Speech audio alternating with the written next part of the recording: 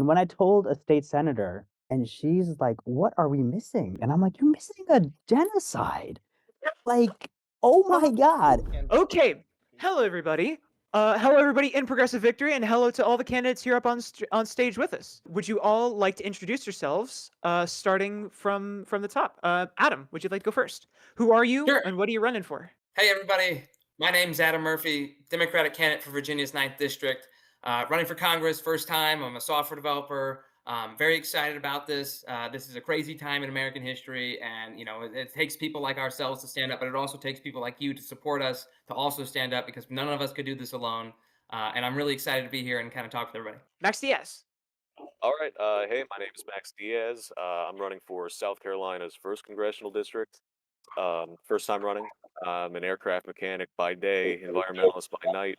Um, but yeah, no, I decided to join up in the race because I was looking around for. I'm gonna note, okay, because I must. Matt was not running yet when I made the decision to run.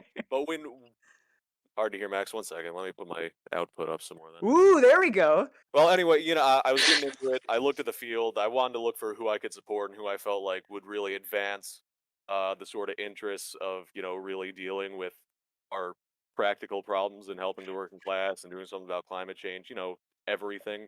And was left unsatisfied, so I joined the race. Erica. Hi, everyone. Well, thank you for having me. So I'm Erica Watkins, and I am running for Oklahoma's first congressional district, which is in the Tulsa metro area.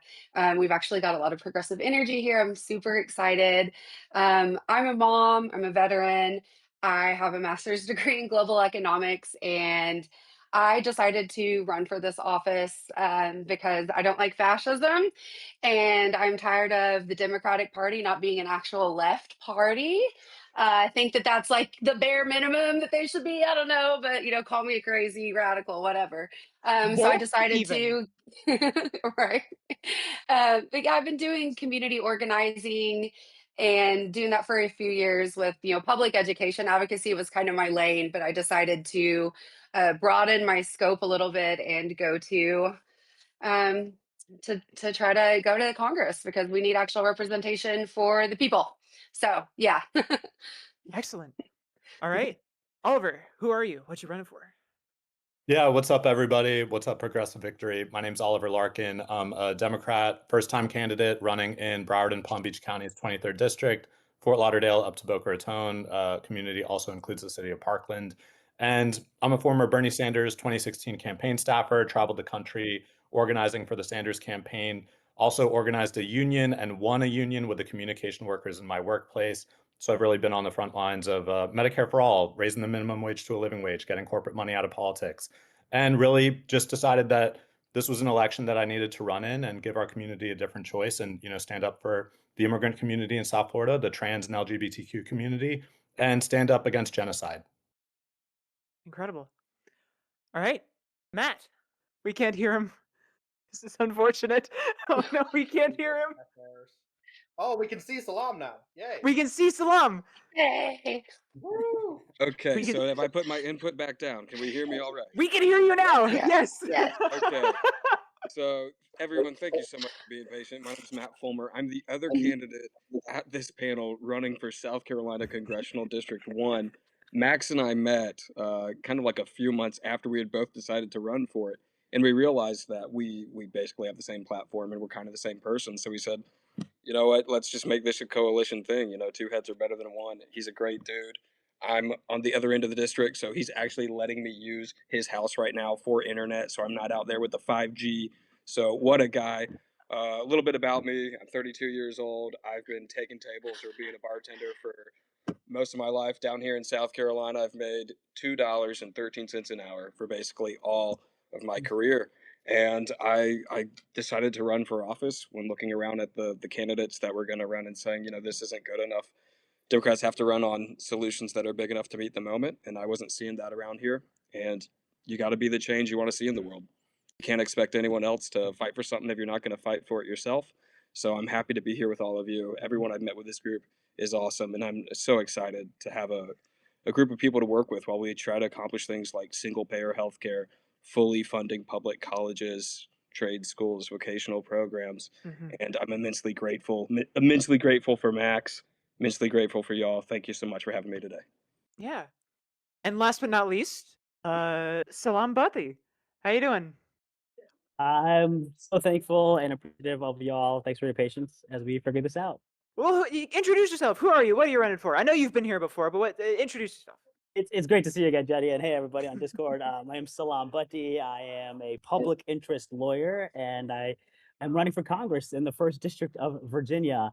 What we've done in the past is worked at the Virginia Poverty Law Center to do some amazing legislative work for tens of thousands of Virginians, increasing SNAP for 25,000 families, expanding free school meals for tens of thousands of kids, increasing cash assistance for the poorest families, not once, but twice, repealing a bunch of unjust and racist laws. And we did it once, and we're going to do it again from the halls of Congress. All right. Well, thank you all for being here once again. I'm here. I'm joined here with. My name is Jenny. If you all didn't know, I'm the community manager for Progressive Victory. And over to whatever direction this is, probably this way, is one of the deputy organizing directors, Hydra. And we're Hi, going to be I'm Hydra. we're going to be hosting the panel today. So, for those who are not aware, this is what we are calling the Red State Strategy Panel. All of these various candidates are running in or nearby red districts and are trying to overturn those candidates. So with that in mind, the first question I'll start with out for all of you, and whoever just wants to jump in, please jump in. But keep in mind, try to keep your answers relatively brief because we do want to get as many answers from as many people as possible. What are some issues that affect campaigning in your community? Jump in. Everybody's so scared. I know. Maria, do you want to go?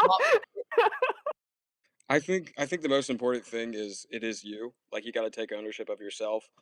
Both Max and myself, we don't have any establishment support, but the kind of candidates we wanted to see in this race weren't there, and so I know what it's like to really doubt yourself and to see yourself as someone who politics is really far away from, but it's not. I'm relatively new to this. My website went live on November 8th. And so far, Max and I have had some really amazing conversations. Like you can see that other people have been waiting for people like us. Other people are happy to, pick up the banner alongside us. And we're changing some minds, which is what it's all about. Bernie didn't win two different elections, but what he did for the conversation around Medicare for all is absolutely amazing. We've seen the public polling, move in the direction we want, and I think we're going to get there in our lifetimes.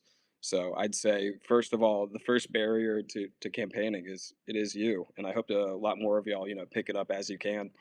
And then, other than that, it's starting small with local relationships. We're going to local clubs, and that means you got to go first, not as a candidate. You got to go as a participant. Like you got to fill out your contact Rolodex.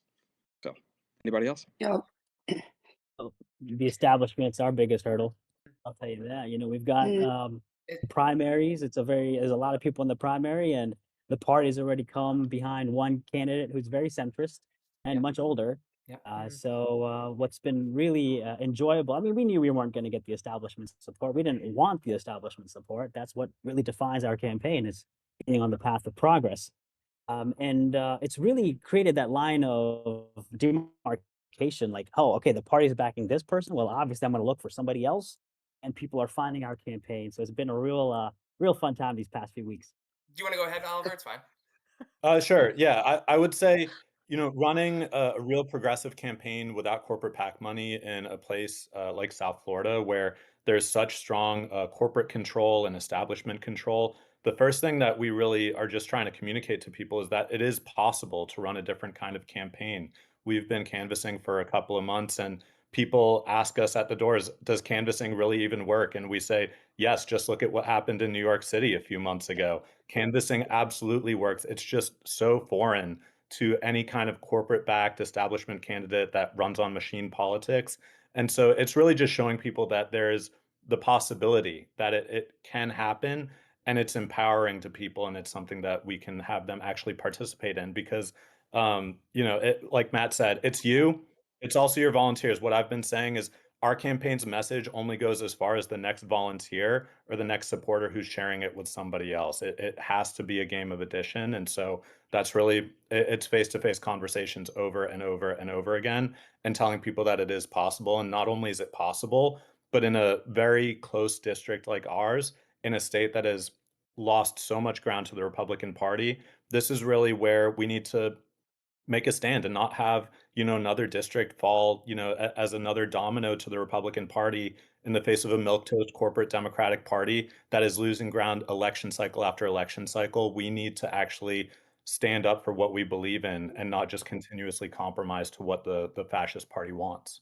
Mhm. Yeah. Was going to So come I'll at this. say, oh yeah, we can. Sorry, I you can can go wait. ahead. No one said mine yet, so I can wait. I was like, okay.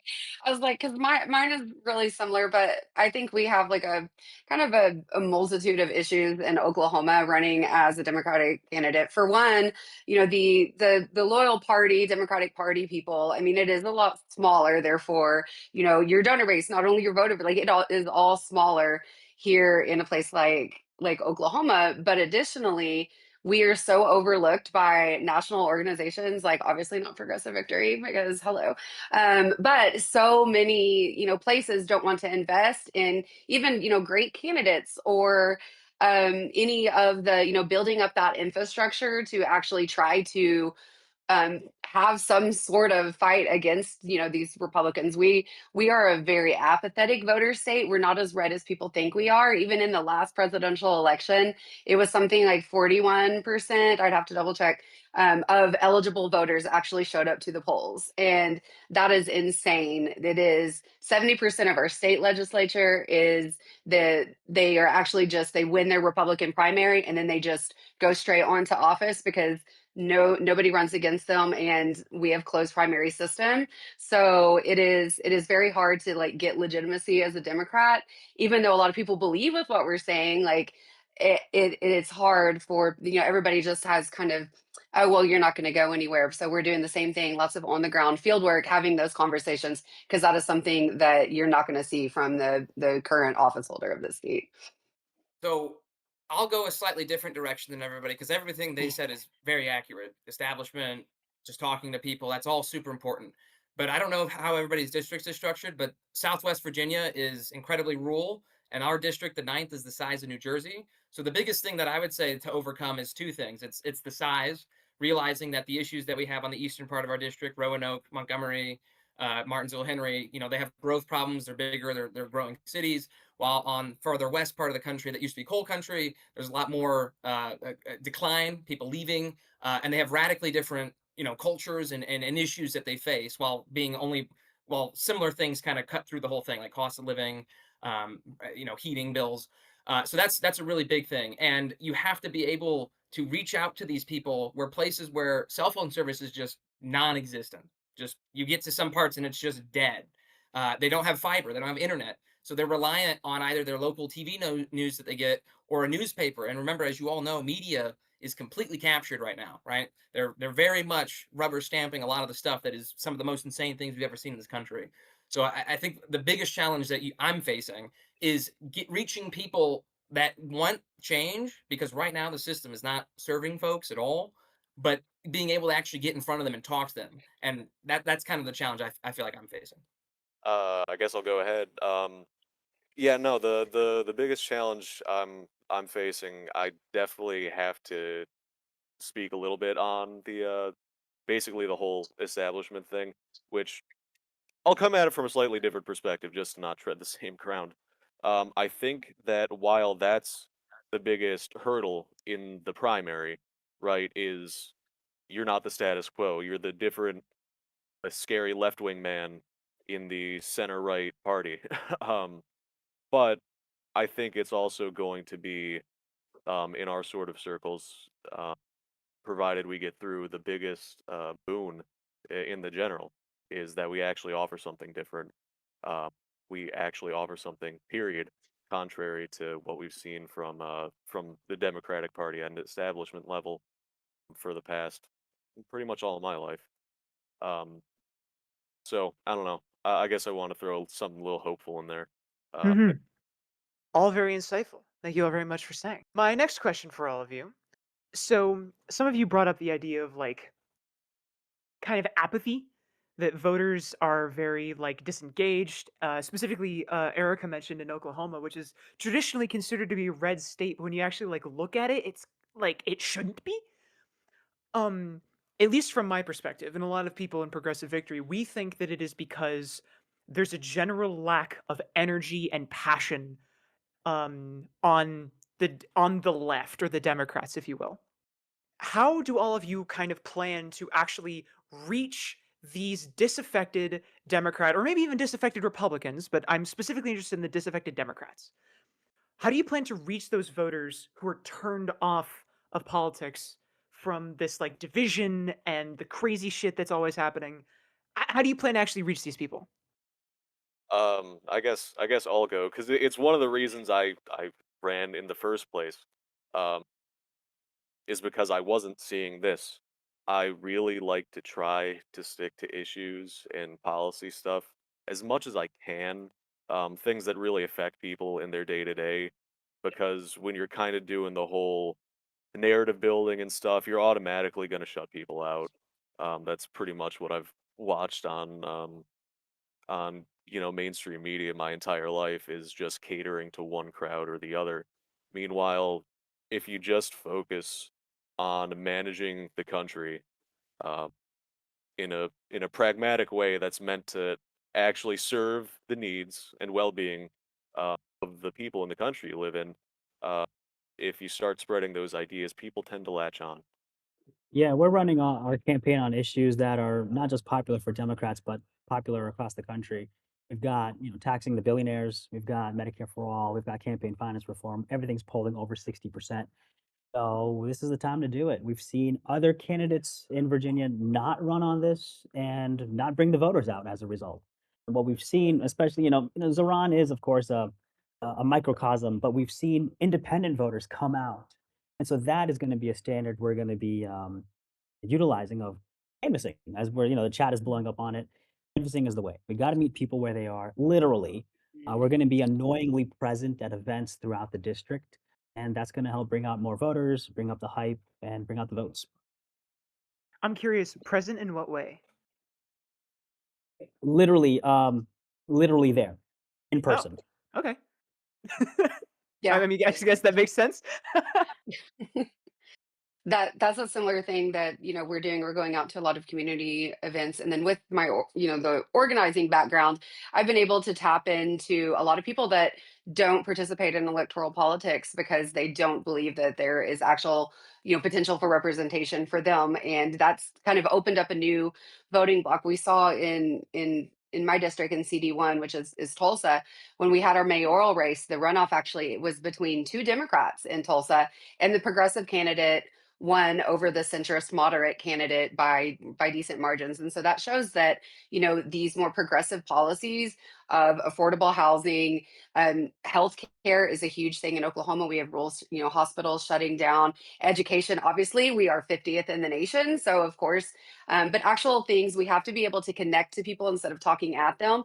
What my campaign does really well is we listen, we deep canvas. So instead of going into it and being like, "Hi, I'm Erica. This is all my things," it's what matters most to you. And I can tell you that all of the people, no matter what political party, are saying the same things. And so we're actually listening to what the base, what the constituents want to see from representation, and applying that to our messaging when we get out, so that people feel seen. Because unfortunately, people don't really care to participate unless the vast majority of the electorate, unless they, it's something that affects them.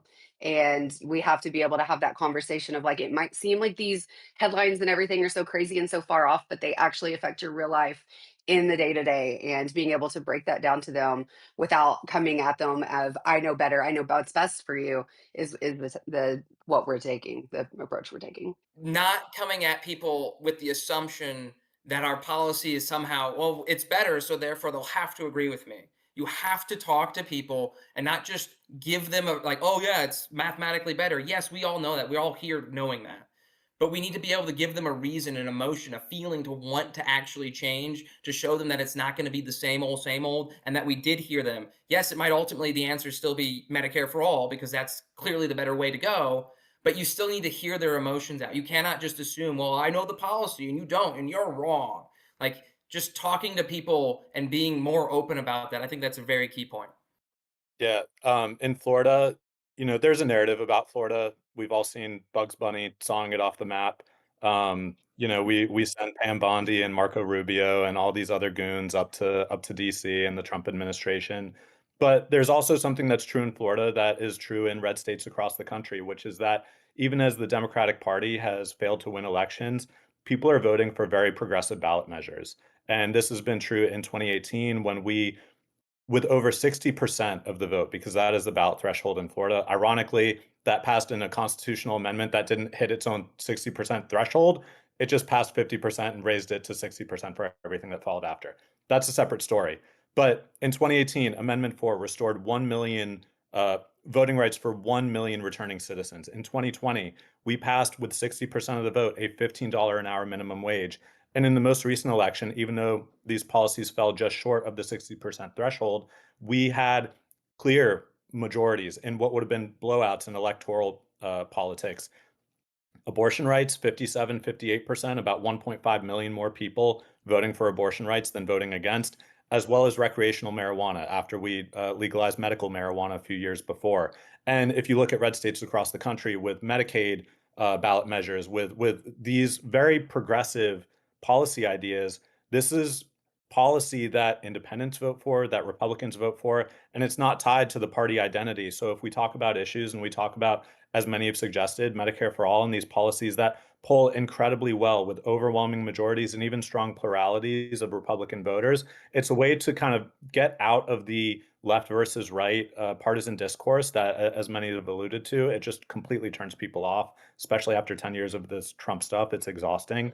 If we talk about policies, that's actually a way to access people. And I think it's something that, the New York City Mayor Zoran did very well in speaking to Trump voters and then responding to those needs. All right, I think I'm the last one. So the question was, how do we connect to these sort of apathetic groups? Everyone has said everyone is a great speaker, and I appreciate your responses. So I'll just put a button on it, like make sure we're going to places that aren't just political. Show up at the farmers markets. Find the groups that have started to not believe in electoralism, like DSA. There's a couple other organizations like that around our area that we're going to and introducing ourselves to. Make unions. South Carolina not a big union spot, but there are some things that are adjacent to it. So make sure we're going to places that are not just politics, but have people. Because I believe our message is correct. We're slowly getting there. The wind is in our sails, but we do have to. People have to stand up and be willing to be the face, a public face of the operation. Thank you all very much for your responses. I have a bit of a follow up to that. It's kind of related. So as like we mentioned the apathetic voters, but there are some people who are a little bit more politically engaged. Not like hard line, they're going to every city council meeting, but they're at the very least like willing to vote. Yeah. And everybody's got different beliefs, but in your specific districts, as best as you can tell, because I'm all of you've been going around like knocking doors, talking to people. What are some issues, maybe even surprising issues, the funnier the better, that the more red-leaning voters and the more progressive voters in your districts like actually agree on?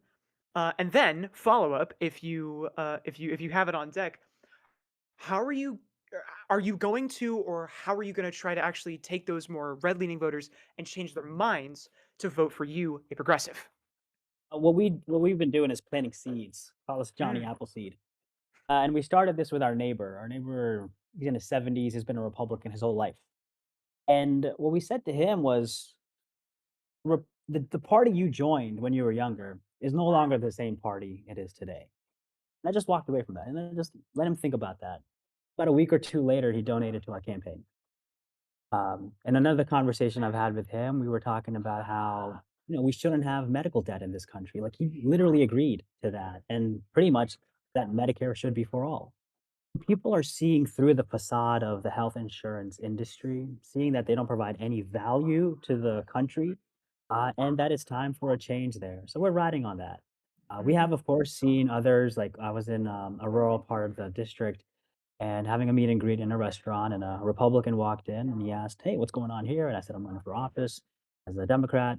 And he, like, instantly, like, took a step back, like, literally, and he's like, "Why are you letting Damn it. women walk?" He's like, "Why do you want, men in women's bathrooms?" And I was like, "Sir, I just want you to have healthcare." He's like, "Oh, I can't Mhm. talk to you." So, you see a little bit of both. I want to say that regardless of how people describe themselves on the ideological spectrum, basically all Americans, all people have the same basic values. We want to take care of people when they're at their most vulnerable, when they're children, when they're at the end of their life, when they're ill, when they're injured. We want to be a meritocracy. We don't want to be confined by the status of our birth. We want to be able to create and build ourselves. And if you believe in a meritocracy, you need to give people ample opportunities at education. And people want to know that their representatives care much more about their voters than their donors. So I don't think we really have to work that hard. We just have to show up as people and be vulnerable, listen to them, give them space, and then sincerely show them what we're trying to accomplish. Because most people are trying to accomplish the same thing. There's just this kind of political tribalism that that gets in the Mhm. way of those discussions. But at the end of the day, I can talk to my MAGA coworkers and they know I'm a good dude and they're excited about me and what I'm trying to accomplish. If anything, because they know that I just care about others, and I can explain it with a language that they haven't heard it from their parents in their more conservative communities. But at the end of the day, we are trying to get to the same space. Mhm. Yeah, I think one thing that I'd say is in the American ideal of the small business owner, the entrepreneur, what is that if not a rebranded worker owning the means of their own production? And in South Florida, where there's very much a hustle, grind kind of entrepreneurial culture, talking about issues like Medicare for all as the key that's going to unlock that next great American renaissance of small business and entrepreneurship. If you're free to leave your big corporate job because you don't have to worry about relying on your boss for your health insurance or your kids' health insurance. It will allow you to take risks. And I think that is something that I find really exciting running in a red state and in a purplish district is that our message of Medicare for all is something that we can take from the primary election into the general election. And it's the same message that this is the key to unlocking so many different parts of the American economy. And it's also just looking someone in the face, someone who may worry that you're getting one over on them, that someone else is getting a benefit that they didn't pay for, this or that, and saying, you deserve healthcare. Forget anybody else. You, the person I'm talking to, you deserve Medicare for all. You deserve the right to healthcare. It's a human right. And in the United States, where we pay twice as much per capita as any other country, we're the wealthiest country not to guarantee healthcare is a right. This is something we can do, and it's going to benefit people across the political spectrum. Yeah, that is kind of the frame that I use. So I have a Democratic primary, and since we are closed primary system, I am not reaching out officially through the campaign as canvassing Republican doors or anything yet. Although if I do when I win the primary, I will be on 100% Republican doors. I've worked on previous campaigns in the past, and that's actually my favorite thing to do is to talk to the Republican voters. So right now I just kind of do it in my social time. And I'll just be completely honest because that's who I am as a person. There is a local dive bar by me that is like my little like hideout. Like I'll go and I'll read or I'll take my laptop and I just vibe. And I'm there all the time. And it is almost all MAGA. They call me their little socialist congresswoman. But I connect with them so much because they try to get under my skin and everything, but I end up at the end of like in the conversation, I'm just always like, wow, it's almost like both parties, there are people in both parties that are making a lot of money keeping us fighting. But at the end of the day, we're all neighbors. We're all in the same community. And this bar does community feedings. They do things to get, and it's just a little dive. But we all actually agree a lot more than we disagree, but mainstream media and all of the loud algorithms and people being funneled into their echo chamber there completely makes them, and like people don't know what to do when they are faced with a really like loud out there progressive candidate who'll sit there and smoke a cigar with them. And everything that they're ended up bitching about, they're bitching about capitalists. They just don't know it. They think that it is establishment politicians, and being able to kind of be like, well, it's actually maybe because Citizens United, and putting those little, just as somebody said, planting those little seeds of like, actually, this has all been kind of orchestrated so that the working class isn't coming together and having these conversations in bars. So I put myself in places where they're at. And then same, I've had people that are like, I've never voted for a Democrat in my life, but like I'm actually going to change so that I can vote for you in the primary. So yeah, that's what It, I've been it's doing. dang darn it, the hospital charged me $300 for a single healthcare visit. Must be those dirty Democrats who made this happen. Yeah. I'm Cool. finding in my district kind of a unifying thing that's really crossing any party line is actually these AI data centers. It's something that is so huge that as they're coming to Southwest Virginia, people hate them. I mean, they hate them. With County literally found out about it like spur of the moment. They got voted on in a secret behind the door board of supervisors meeting like 8 months before that. Comes out in the news, the entire community showed up. There was like 100 people at this board of supervisors meeting for the first time, and they normally get like 4 or 5. Like the entire community gets activated, and it doesn't matter what side of the aisle you're on.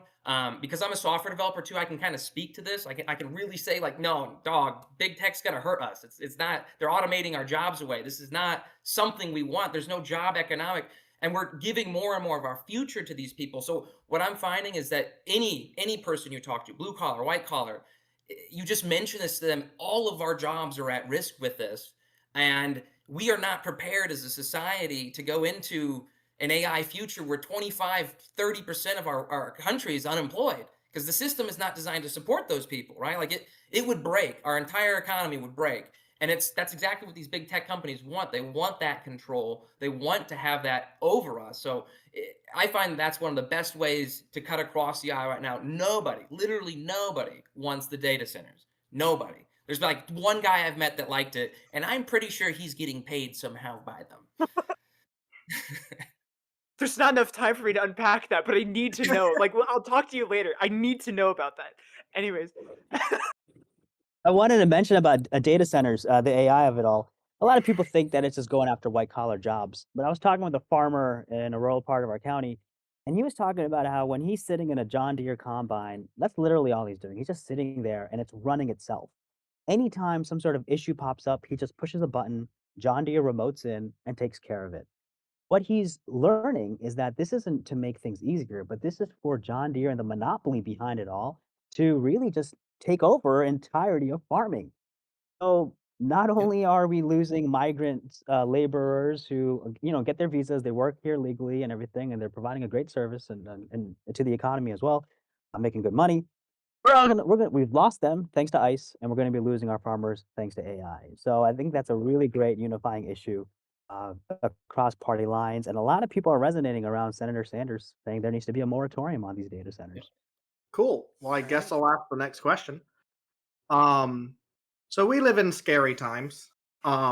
There's a lot of people who are very worried about the future and worried about reprisal from like the Trump administration or a future conservative government.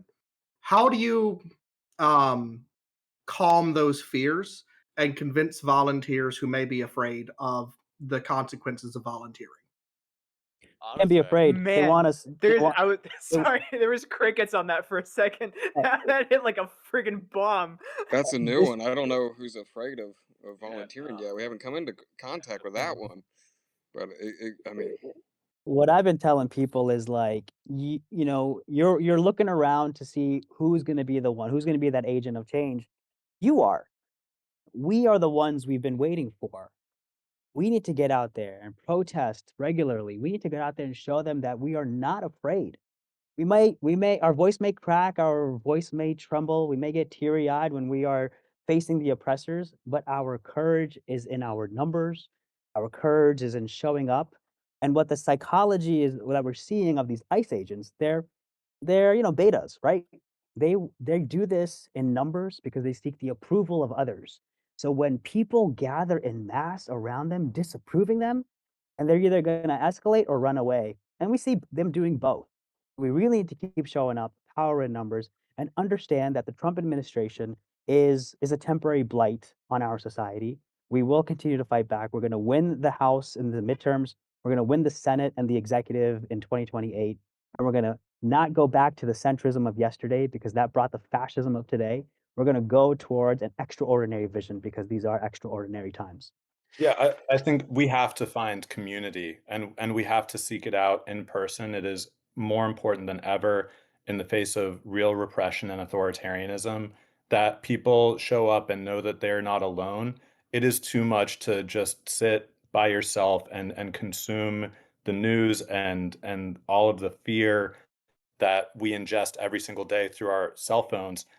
I've seen it in indivisible protests and in DSA meetings that people find not just solidarity, but a real community, a real support network. And I think it's also important to acknowledge how bad the last 10 years in particular have been to just family structures, to relationships that people have had with family and friends that have, become completely captured by the fascist argument, by the authoritarian argument. It is more important than ever that we build solidarity and we build a community with one another. And so that's why I'm always encouraging people to come to an event.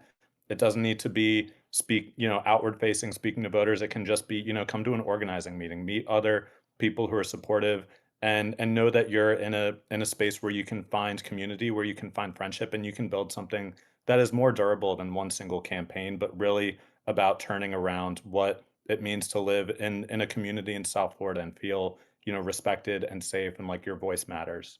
Yeah. So I'm sure a lot of people here are familiar with the Steve Bannon quote about flooding the zone. That it was in the last Trump administration, but that the reason that it is just like a constant barrage of headlines and executive orders and just this inflammatory tweet and this thing that he cannot legally do is meant to keep people overwhelmed. And I think that what we're seeing with ICE, while it is absolutely disgusting and terrible and scary, I don't think that ICE is really indicative of what is to come. I think that it is more indicative of they're scared, just as we said, like there is going to be sweeping victories in the midterms. And we know that, what institutions and guardrails that we still have against this are still in place. And these people are going to be criminally charged, the people responsible. And they know that their time is coming and that they will be held and that is why I think it is almost like a panic. There is a term for it that has eluded me right now, but it's something about just basically kind of just everything. They're going to throw everything at the wall to see what sticks at the end because there's a panic, and that's what we've been talking about with like our volunteers and our base, and like a lot of people have already been out. But I keep it like really real with because I do have people that have said, I don't know if I can go knock doors, and I don't know, and I don't know if I can do any of this, and it's usually the white liberal people. And what people don't understand is like what we're seeing right now on the streets has been the existence for indigenous communities and black and brown communities in this country for hundreds of years before it was technically even established, right? So this is not a new thing for the United States. This is something we've always done. If we haven't done it within our borders, we've done it in the global South. So I think getting people to kind of realize their privilege and like what their duty really is to stand up against this and use what privilege they have is something that we're doing to kind of navigate the fear that people have. And I'm a veteran. I've been to war, and so we can take these fascists. It's nothing. So. I think it's kind of comical as you were just saying that the more into a corner they feel they're backed, the worse it all gets, and the harder they kick back and try and bite. Where the situation they're getting into themselves into, where they're going to be prosecuted later, where there's going to be trials and imprisonments and whatnot, they're only making it worse for themselves later on. Uh, the more they keep kicking and screaming. Whereas it would be less bad for them later if they maybe toned it back a little bit, weren't doing that, or if they never did it in the first place, and just worked in the interests of the people. No one would have to do that. There's been a quote just playing in the back of my head ever since this question was put forward, and it is the mark of a good leader isn't how far one advances themselves, it's how far they advance others. And I think courage is contagious, conviction is contagious, love for other people is contagious. So had a different quote come to mind. You know the Bugs Life movie where there's a million of us to one of them, right? Like that's the energy we need to also recognize that there's so many more of us. At the end of the day, you're right though that courage is contagious. Like by standing up, like we got to field of dreams this a little bit, right? If you build it, they will come, and people do come. Like just by standing up, you get tons of people who don't show up normally that see, oh my God, you're actually fighting in a way that is different, and I think that is really critical. So that's a great point. Yeah, and building off what Matt said about just showing that love and people are attracted to it. I mean, a lot of us grew up on Mister Rogers, and every single day he just brought that same love, that same vibe, that same aura, and it just attracted an entire generation. So let's do that, you know? Let's keep showing up with that love for our neighbors. Uh, and wait, did speedy delivery originate Amazon Prime too? Let's not get there. But the message is there. Keep showing up with love, and we'll attract a lot of folks. I Revolutionary actually, optimism. yeah, I I have a question actually. I'm seeing a sentiment in chat that I think is going to be reflected more and more and more, especially as ICE continues to be the way that it is. No Punchman in chat says this conversation makes me wonder if this kind of political advocacy is right for me, because I hear all these candidates saying we can flip these conservatives. I have honest conversations with them and earn their respect. Meanwhile, I have seething hatred for each and every Trump voter. I have dismissed all of them as unwaveringly subservient to the tech oligarch agenda of making America a third world shithole country. And of course, like everybody is different. There are different people for all of these things. Are we trying? Like we're the red state. This is the red state strategy panel. Like we're trying to convince red voters to vote for progressives, and we're trying to convince blue voters to vote for progressives also. But there are some people, I'm sure that all of you have met at least one, that is just fucking crazy.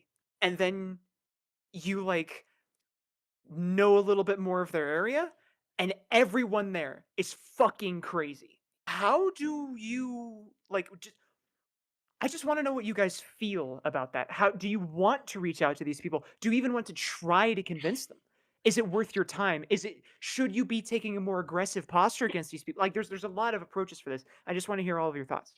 Okay, so this is something that I've thought a lot about and thought about from like the very onset of me going into this. Because I mean, I grew up in this area. I lived in the Low Country, South Carolina, all the way through, middle and high school, up through college.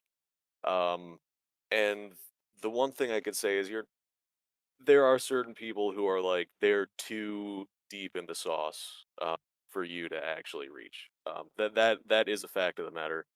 Um, but most people, and I really do mean most, aren't completely entrenched. Most people barely even pay attention to the news, which is maybe the most depressing thing I've I've had to encounter throughout campaigning is people don't even pay attention to like the very baseline obvious stuff in the news. Um, but when you're talking to people, including people who are typically Republicans, and you're going in there with this progressive agenda, a lot of it comes down to you're appealing to get them to vote in their own personal interests. You're trying to give them something that will improve their lives, and they understand that language. They understand that language very well. Yeah, that's kind of been my experience is that if you come at it from that angle as this is something that can make your life better. You see this problem? Well, there are solutions to it. You see this injustice? Well, we see it too. This is where it comes from. They tend to respond positively. So I think there are two questions in there. One was the sentiment of the chatter, and one was this question of are some people too far away? Yeah, there are some people that are too far away, and we don't need to interact with them, and we certainly don't want to invite them into spaces where they might endanger other people. But on this question of like, are Trump voters irredeemable? Should we have hatred towards each and every one of them? Most people are just a product of the environment they're raised in, and those environments change throughout their lives. I mean, I know Trump voters that are now like Labor Party people that are like real hard lefties, and they're Trump voters from 2016. There is an evolution that can and will happen. And I certainly want to be as much of a facilitator of that transition as possible. And it does start with love and respect and giving them space, approach them as an equal, let them say what they want to say, and then you can build off that. You can find common ground. It is that simple, and maybe that sounds sappy, but it's true. And I've seen my own evolution. When I was younger, I was probably about 22. In 2016, a Bernie canvasser knocked on my door, and he was trying to get me to come out, participate in the primary, and vote for Bernie Sanders. And I had this idea of like a Democrat is a Democrat. I'm this lazily intellectual, 22-year-old. I was like, hey, it's cool, man. I'm a Democrat. I'll vote for whoever it is. I don't need to get involved in this process. And now I'm a candidate, and I have really strong ideas about Medicare for all and single payer versus continuing the ACA. So to deny the ability of a Trump voter to evolve when I've evolved so much myself, like I can't shut anyone out. So it takes a lot for me to give up on somebody, and that's few and far between. I think in in Oklahoma, I think there's kind of, I mean, there's two, well, pretty much anywhere, you have kind of two types of Trump voters right now. You have like the diehard MAGAs that are absolute like racist, bigoted, white supremacist pieces of shit, right? Those people, we're not going to waste energy because they are hateful. They live on hate and fear. They view other Oklahomans, other, their neighbors, me, as less than human beings because of, being queer or being a person of color or being a woman, and that is not okay. There still is, especially, and I can understand the sentiment of this comment because like I had a lot of feelings about like, hating everybody that voted for Trump too, especially the second time. Like, how are we going to do this again? But that is an easier stance to take when you are in a safer blue state or a safer blue area than it is in a place like Oklahoma, because I have to exist in the reality that we're in, that it is just how it is right now, that the majority votes like this, and this is why they do it.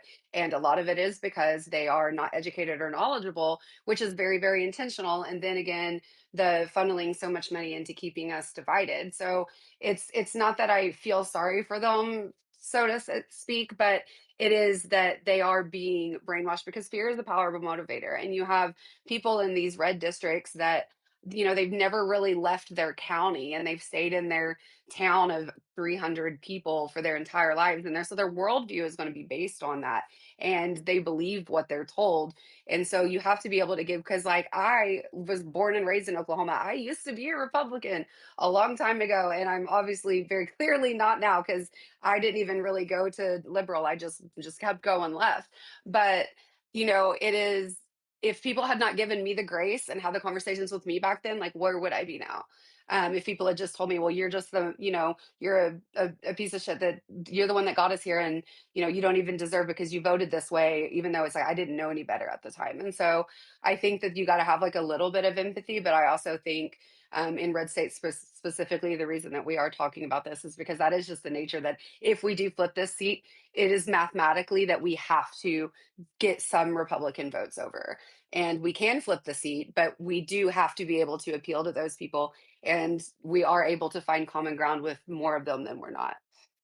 Yeah, I mean, I think it's a game of addition. So of course, there's tremendous need to reach out to people who are disaffected and don't vote at all and have never participated in an election. But when I was organizing for the Sanders campaign in 2016, I was doing so in New Hampshire, which was a semi-open primary state. And so we had to speak to independent voters. And I cannot tell you the number of conversations that I had canvassing or phone banking with people who said, I'm going to vote for Bernie or I'm going to vote for Trump, but I've had it with these corporate establishment politicians. That is a sentiment that is felt all across the country. When I was with the Sanders campaign in Wichita, Kansas, they broke the record for the largest caucus turnout that had previously been set by Barack Obama in 2008. In Salt Lake City, I spoke at a rally of 17,000 people in Red, Utah. There is a need to, when we're talking to these voters, identify the corporate power and identify the class struggle that rises above the partisan identification, because most Americans do identify themselves as working class. The economy is really hard for people.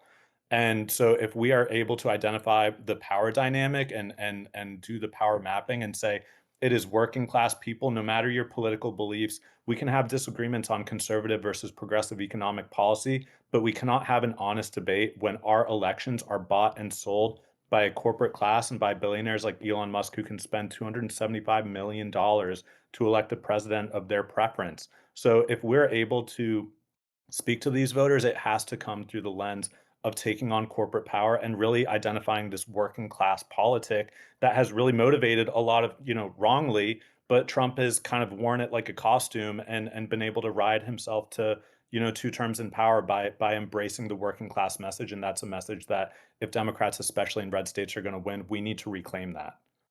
That's all very insightful. Thank you all very much.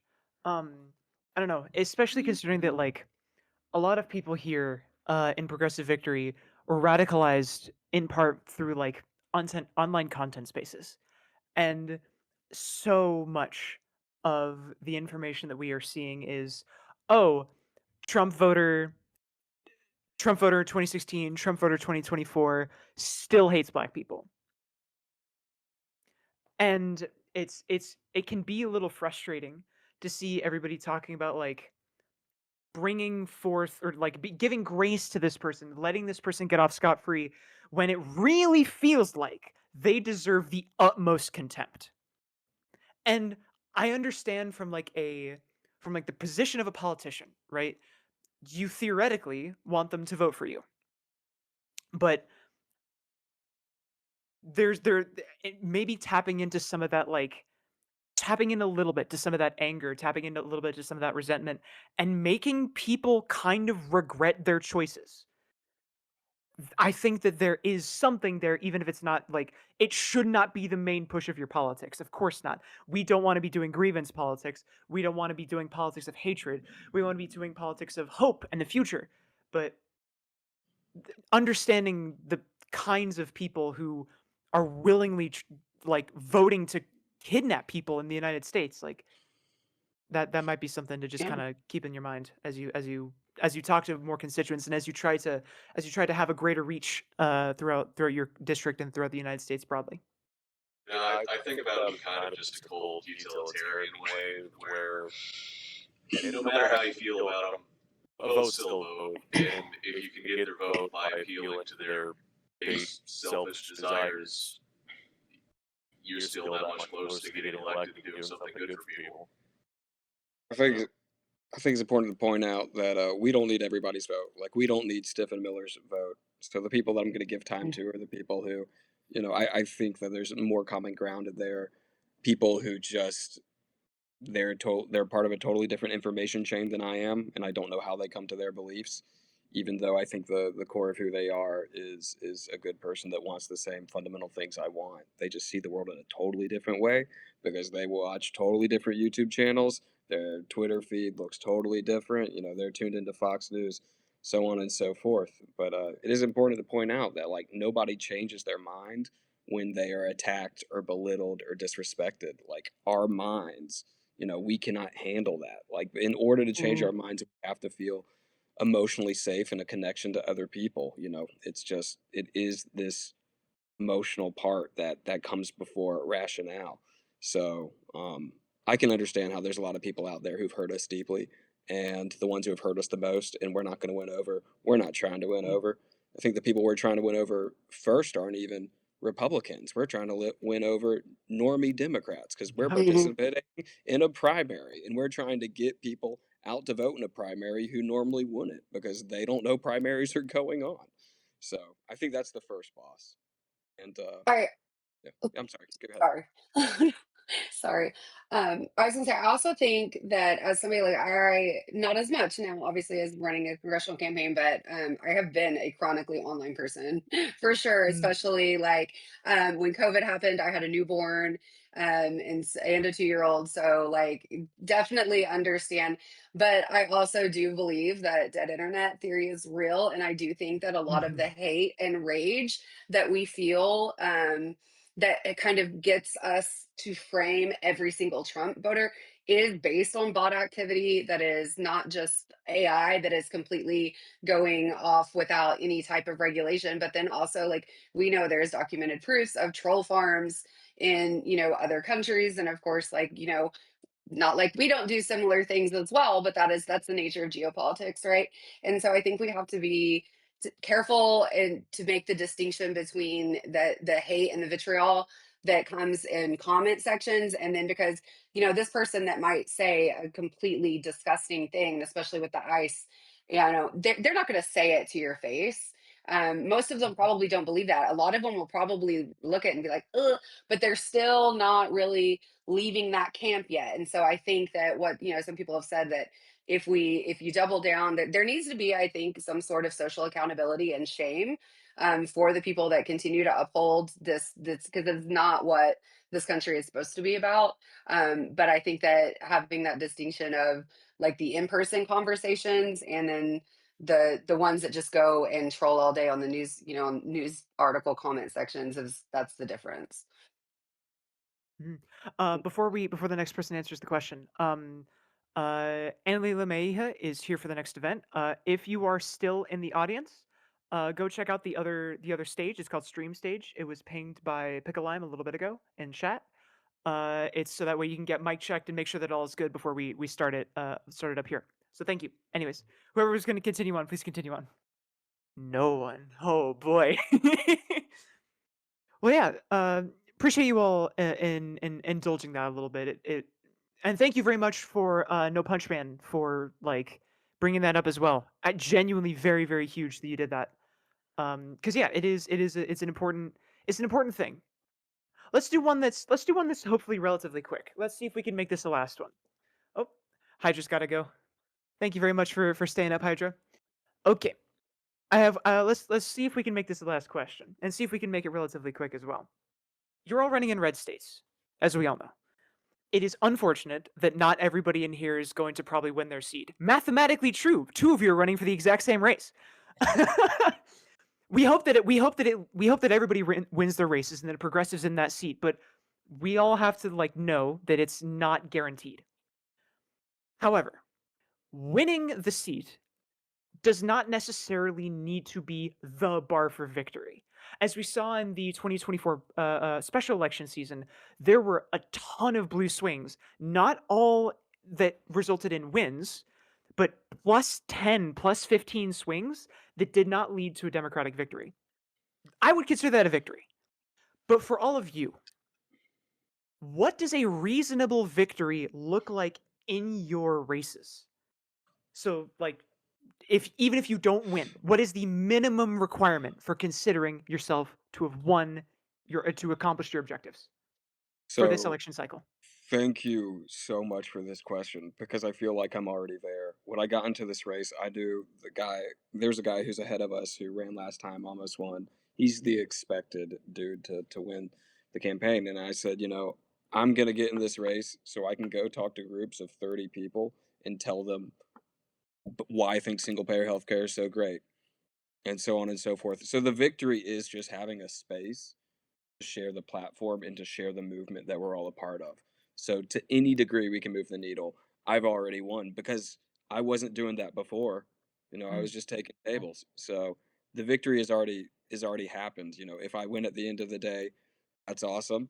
But my goal is not to be the person who casts a vote for Medicare for all. It's that one day somebody from this district casts a vote for Medicare for all. And the efforts that I make, the efforts that Max make, we're moving closer every single day. So that's enough.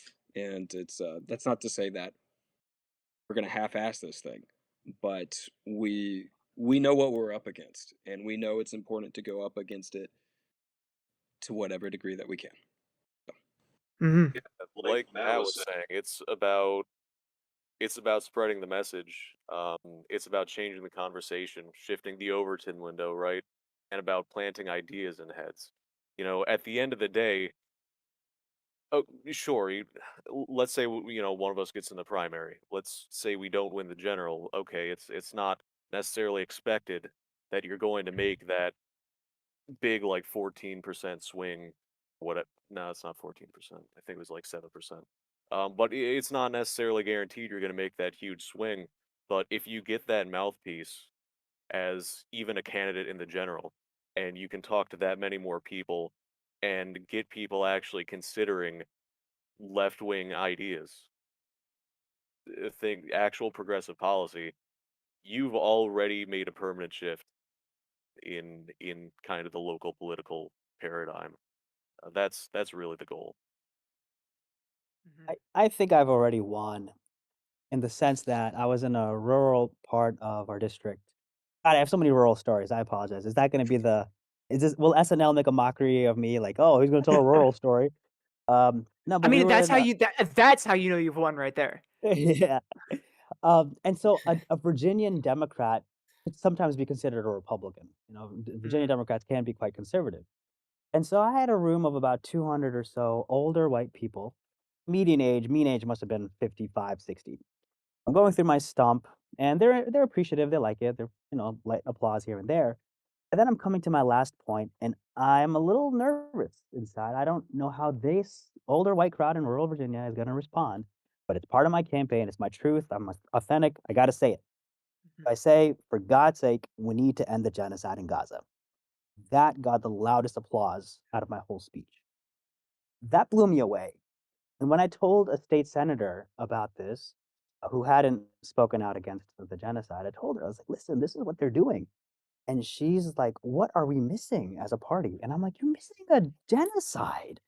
Like, oh my god. And so Sorry, every it's everywhere I go, I like and that's it, I just wanna put the party on blast. Like, that's it. I wanna let people know that there are candidates willing to say this out loud, and I know you're feeling it. like Yeah, I sorry, think not to derail. The what are we missing actually caused me brain damage. Okay, I'm sorry to interrupt. Keep going. I'm so sorry.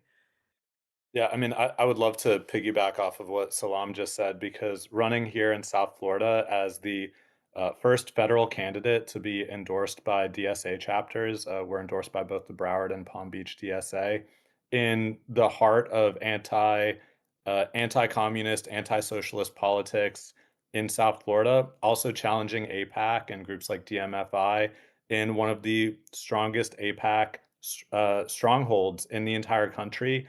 I think is opening up new terrain for what political possibilities are in South Florida and truly connecting it to what Democrats need to do to avoid the 2024 election losses.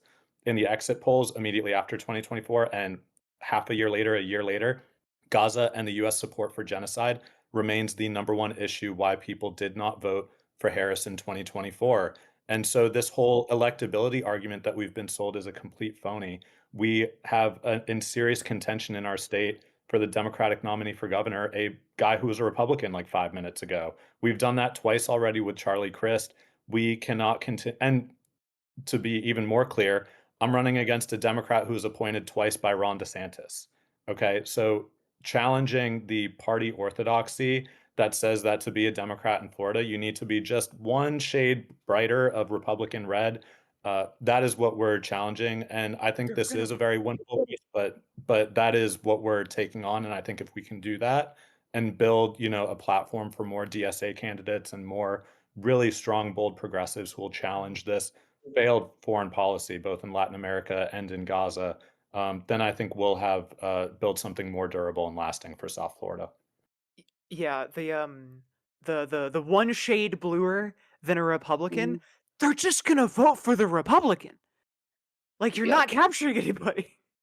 I Yep. mean, that's and joining Doge, voting for the Lake and Riley Act, all that. Yeah. Um, so victory for me here and in our campaign and what we're doing here, it looks a couple of different. So, yes, we are in a primary. So of course the goal is to win that. But we actually have a state question on our primary ballot that is raising Oklahoma's minimum wage to whopping $15 an hour from 7.25, even though, we need, I think it's about 22, 23 now for people to be able to live, but it's a start. So having a, like an exciting primary at the top of the ticket for, federal office will get more voters out that will vote for this minimum wage question. So that is a huge a huge thing that I will consider no matter what happens. I mean, obviously the goal is to win. And we want to increase voter engagement, especially among younger voters. Because when I gave the stats earlier, our youngest voting bloc, the 18 to 25, I think it's hovering between 10 and 15%. So that is like it is tiny because the young people don't care because they know that the American dream is a lie. They know that everything that, they're in a generation that didn't see what was promised. They've just seen nothing but climate disaster, nothing but just capitalist hellscape. And so they don't care. So if we can at least get our voting, our younger voters to participate more, I think that that would be a personal victory for me. But then, of course, having this race, whether win or lose, go to the general, if we can at least get the messaging out there, as other people have said, because I think that if we can have especially if I'm able to win the primary and go to the general, if we can have a actual leftist candidate in Oklahoma of all places that is actually running against genocide, that's running for Medicare for all, that wants to actually, that I think that that will help the progressive movements nationwide, because if we can do it in Oklahoma, we can do it everywhere, and it'll help normalize that conversation in the other spaces as well. Mhm. Just to kind of echo what everybody's saying, I think, getting the message out there, having more people recognize that progressive policies can, work for you and make more sense than just continuing the status quo. Some objective goals I would really like to achieve is actually to have our primary have larger turnout than the Virginia gubernatorial and lieutenant gubernatorial election, because Southwest Virginia has like 3% turnout in a primary. It's poop. So if we get like 5, 6, 10, whatever, that's a huge victory. And on top of that, it doesn't necessarily matter that I win, but rather that Southwest Virginia gets activated again and choose to start fighting for their future and making sure that the future that they get is not status quo, corporate politicians, everything that we've already seen over and over again, but rather just the truth, real people from real walks of life choosing to stand up for it. That's what I think it needs to be. And I think that would be the greatest win, is that, win or lose, that energy continues to move forward in every election going after this. Well, thank you all very much for your answers. Thank you very much for your insight. Thank you very much for your time. I know we definitely went over a little bit, but thank you all genuinely so much. You've all been absolutely wonderful. Um, as you see, everybody's posting your links. You're posting your links in the chat. Feel free to continue doing so. And various PVers will be in contact with you in the future for all the various political engagement that you could want.